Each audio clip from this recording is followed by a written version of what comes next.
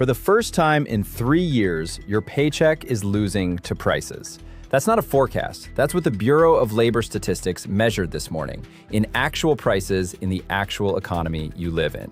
And here's the part every outlet missed in their rush to file the headline number. There isn't one inflation problem right now. There are two. One of them you've already heard about: Iran, Hormuz, oil prices, gasoline up 28% in a year. The other one is quieter. It was building before the first shot was fired near the Strait, and it will still be running after the ceasefire gets signed. By the end of this video, you'll understand both engines. You'll understand why the relief Washington just promised won't touch the second one.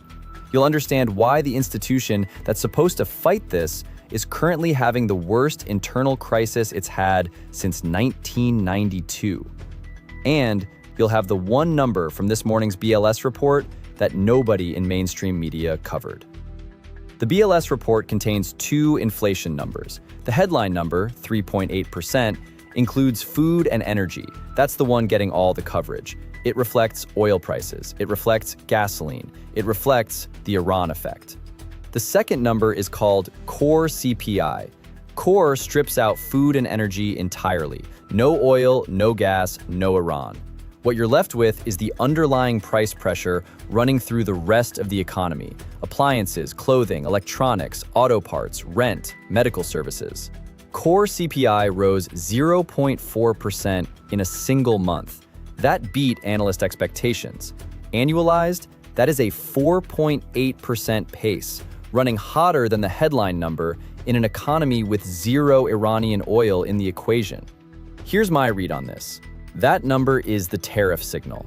It's the cost of import restrictions working through supply chains over months, quietly, below the radar, landing in the prices you see at checkout. Electronics are up, appliances are up, auto parts are up, clothing is up. None of that has anything to do with the Strait of Hormuz.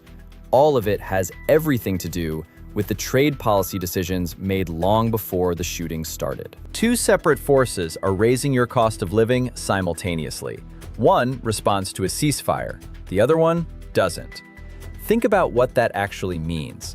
Even if Iran signs a deal tomorrow and oil falls back $20 a barrel, the tariff inflation in core CPI keeps running. The pressure on everything in your budget that isn't gasoline has a different source, a different cause, and a different fix. And right now, no one in Washington is talking about it. But here's the part that changes what all of this means for your mortgage, your car payment, and your rent. And it has nothing to do with gas prices or Iran. The institution that is supposed to fight this inflation is currently paralyzed. And the reason it's paralyzed is something the financial press has reported on separately, but nobody has connected to this morning's CPI number.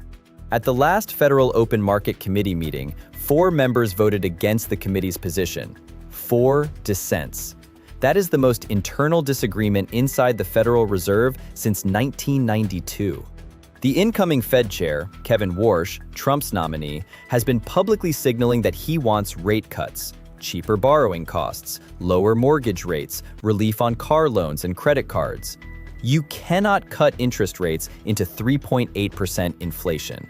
That's not a political opinion, that's how monetary policy works. Rate cuts ease borrowing costs by accepting higher inflation risk.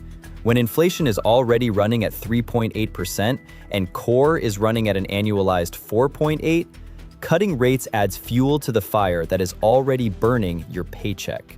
Markets have now priced in 0 rate cuts for the rest of 2026. 0. I think what is actually happening here is a political pressure campaign wearing the clothes of monetary policy. The administration wants cheaper borrowing before the midterms. The data says those cheaper borrowing costs would make your inflation worse. The Fed's incoming chair and the current data are pointing in opposite directions. Someone is going to lose that fight, and either way, the cost lands on you. Most Americans have no idea this fracture is even happening. They see the gas price. They don't see the 4 dissent votes that tell you the institution is breaking at the seams. Back to the White House's proposed fix. The federal gas tax suspension, 18.4 cents per gallon, at the current national average of $4.50 per gallon, that is a 4% price reduction. roughly $2 to $3 per fill-up for a standard tank. I still don't have the full picture on whether this actually clears Congress. The last time a gas tax suspension was seriously proposed, it died in committee in under 2 weeks. But let's give it every benefit of the doubt and assume it passes tomorrow. Against a monthly wage loss of 0.5% on a $50,000 salary, that is $25 of purchasing power gone in 1 month. $3 per fill-up is not relief. $3 per fill-up is a press release, and it touches exactly 0% of the core CPI reading. The tariff engine, the second inflation force, the one building in everything that isn't gasoline. When I first started tracking the gap between what politicians call inflation relief and what the actual cost data shows, this pattern was the first thing I noticed. The fix is always sized to the headline number, never to the underlying problem. Today is a textbook example. I know that sounds extreme. Here's why I don't think it is. The math is public record. The BLS tables are on the government's own website. The 18.4 cents is the White House's own number. The only thing required to see the gap is doing the arithmetic. Here's what these numbers mean for your actual financial life, specifically. If you carry a mortgage, your rate is not coming down this year. The Fed is paralyzed. Markets have priced out every cut through December. Refinancing is off the table for the foreseeable future. And if your rate is adjustable, watch the next reset date carefully. If you have a car loan, the same logic applies. Variable borrowing costs move when the Fed moves. The Fed is not moving.